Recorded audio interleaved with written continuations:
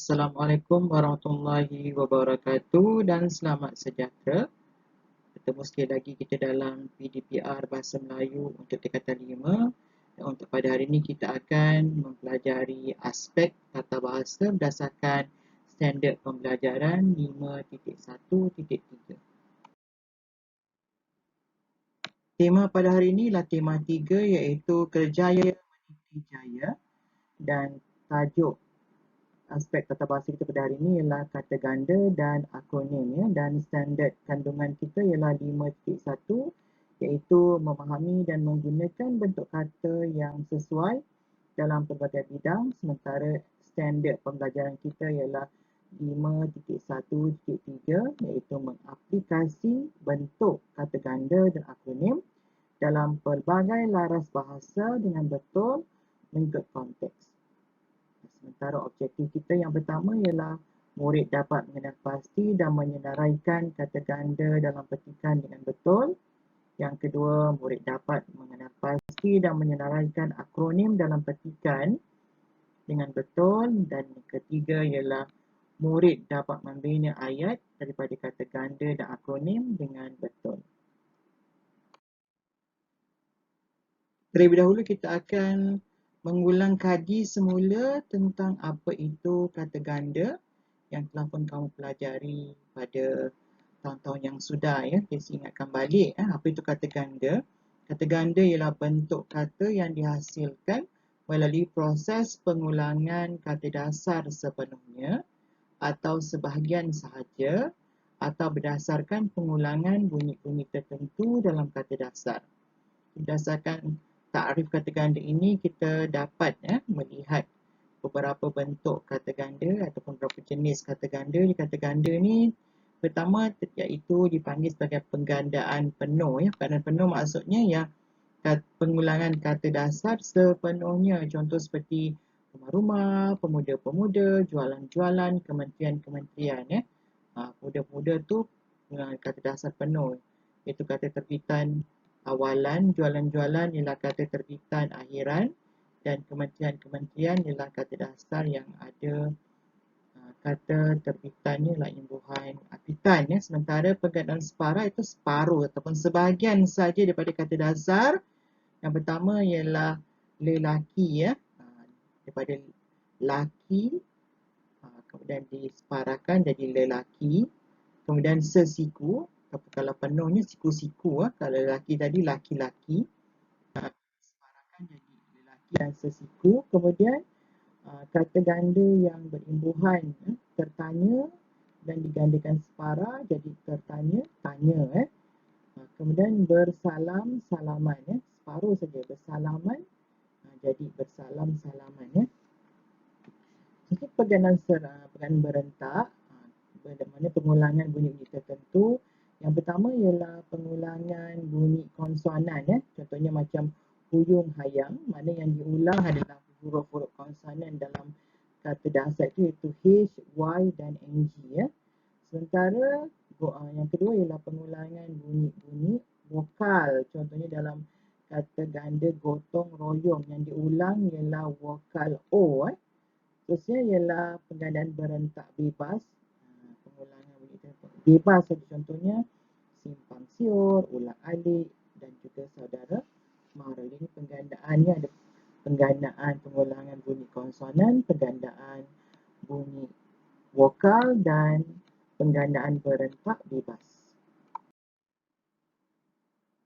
Setelah kamu mengetahui apa itu kata ganda, untuk menguji pemahaman kamu terhadap tajuk ataupun aspek kata ganda ini, saya akan berikan tugasan yang pertama. Tugasan pertama ialah kamu dikendaki mengenal pasti dan menyenaraikan kata ganda dalam petikan dengan betul. Jadi petikan pada muka surat 34 inilah petikan wawancara Tajuknya ialah Kerjaya Impian Graduan. Jadi kamu baca petikan ini, kemudian kamu senaraikan kata ganda yang terdapat dalam petikan wawancara ini dan senaraikan. Untuk makluman kamu, terdapat 5 kata ganda yang terdapat dalam petikan ini. Jadi kamu senaraikan pada ruangan jawapan pada lembaran kerja yang telah pun saya berikan. Baik, sekarang kita akan pergi kepada bahagian yang kedua, iaitu berkenalan dengan akronim. Ya, akronim ni kamu dah belajar masa tingkatan 4, jadi hari ini kita akan ulang kembali apa itu akronim. Ya, akronim ialah kata singkatan yang terbentuk dengan menggabungkan huruf awal suku kata atau dengan menggabungkan huruf awal dan suku kata daripada rangkai kata dan ditulis serta dilafazkan sebagai perkataan yang utuh. Maksudnya akronim ni dia ada bunyi. Bunyi perkataan, dia ada bunyi perkataan. Dan ingat bahawa akronim termasuk dalam bentuk kata tunggal dalam bahasa Melayu, walaupun secara dasarnya akronim ni terdiri daripada rangkai kata ataupun beberapa perkataan, tetapi akronim ni termasuk dalam bentuk kata tunggal. Sebenarnya kita akan lihat apakah jenis-jenis akronim dari segi pembentukannya atau proses pembentukannya. Okay, yang pertama ialah akronim yang terbentuk daripada gabungan beberapa huruf awal rangkai kata. Maksudnya rungkup huruf awal rangkai kata itu saja yang diambil. Contoh untuk ABIM. ABIM daripada rangkai kata Angkatan Belia Islam Malaysia. Jadi huruf yang diambil ialah huruf A, B, I dan M pada setiap rangkai kata. Itu juga dengan ADUN. Daripada rangkai kata Ahli Dewan Undangan Negeri, dia ambil huruf A, D, U dan N. Okay, JUSA. Diambil kataan daripada rangkai kata Jawatan Utama Sektor Awam. Huruf pertama saja diambil, jadi KUSA, JUSA. Dan semua akronim ini ditulis menggunakan semua huruf besar. Contohnya ialah gabungan suku kata dengan huruf awal atau gabungan suku kata dengan suku kata. Contoh kalau macam seperti marah ni, marah ialah gabungan huruf awal dengan suku kata, iaitu M dengan A ialah mengambil huruf awal, sementara Ra tu daripada kata rakyat diambil suku kata Ra. Jadi terbentuklah organisasi bernama MARA. Kemudian UNIMAS ni nama universiti, iaitu suku kata dan huruf awal perkataan, iaitu UNI daripada suku kata universiti, MA dari suku kata Malaysia dan S itu diambil daripada perkataan Sarawak, terbentuklah akronim UNIMAS. Contohnya bernama gabungan suku kata pada setiap rangkai kata. Ber itu daripada berita, na tu daripada perkataan nasional dan ma daripada perkataan Malaysia, terbentuklah bernama. Untuk makluman kamu, lazimnya bentuk ini adalah kata nama khas, sebab itu mesti bermula dengan huruf besar. Seterusnya ialah gabungan suku kata dengan suku kata. Ini mana semuanya adalah suku kata. Contohnya seperti tabika. Tabika ni berasal daripada rangkai kata Taman Bimbingan Kanak-kanak. Jadi ta tu daripada suku kata untuk perkataan taman, b tu daripada bimbingan, k tu daripada kanak-kanak. Kugiran juga perkataan rangkai kata kumpulan gitar rancak, iaitu ku kumpulan gi untuk gitar daripada gitar, ran itu daripada perkataan rancak.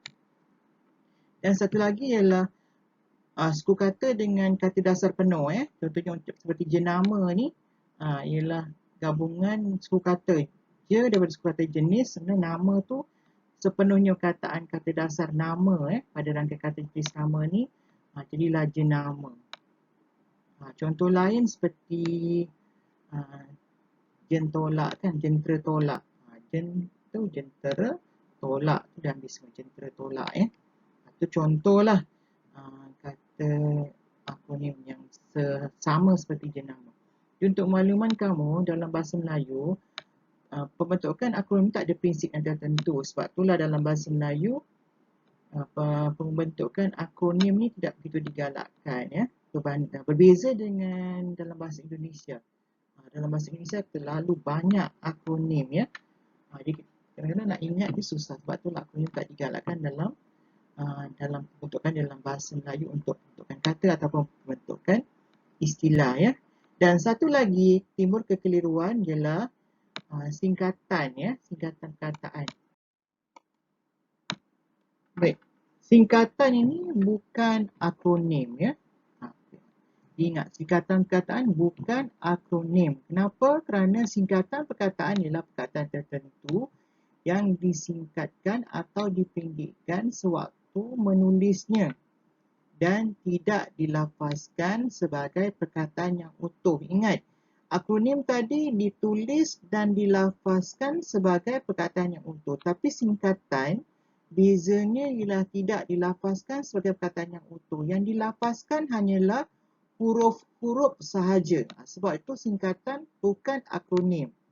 Ini banyak dalam bahasa ni, contohnya singkatan DBP ya. Kita sebut huruf kan, huruf D, B, P untuk rangkai kata Dewan Bahasa dan Pustaka.